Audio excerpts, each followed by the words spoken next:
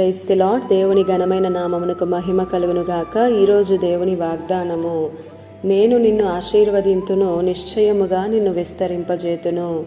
హెబ్రీలు రాసిన పత్రిక 6వ అధ్యాయం 14వ వచనము.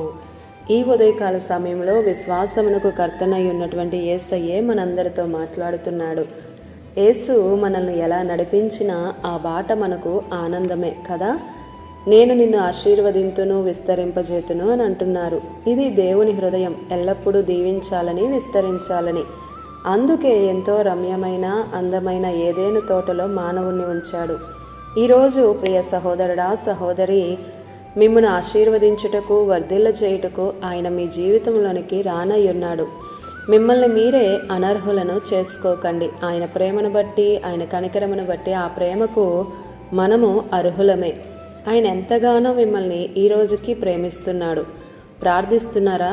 మీరు ఆశీర్వదించయ్యా, నన్ను విస్తరింపజేయ్యా అని ప్రార్థించావు కదా.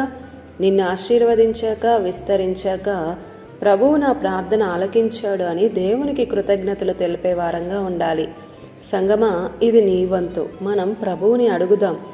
ఎంతగానో ప్రేమిస్తున్నావు, వందనాలయ్యా, నన్ను ఆశీర్వదిస్తున్నందుకు, వర్ధిల్ల చేస్తున్నందుకు కృతజ్ఞతలయ్యా అని విశ్వాసముతో నీ అడుగు ముందుకు వేయి. బాధ, కన్నీరు, దుఃఖం, ఆవేదన, నిట్టూర్పులే ఏవైనా సరే నా యేసయ్య నీ జీవితంలో ఆనందంతో నిన్ను జీవించేలా చేస్తాడు. నిన్ను ఆశీర్వదించే దేవుడే కానీ అవమానపరిచే దేవుడు కాదు. నిన్ను విస్తరింపజేసేవాడు కానీ విడిచిపెట్టే దేవుడు కాదని గుర్తించు. ఆయన ఆశీర్వాదమునకే కర్త. ఆమేన్.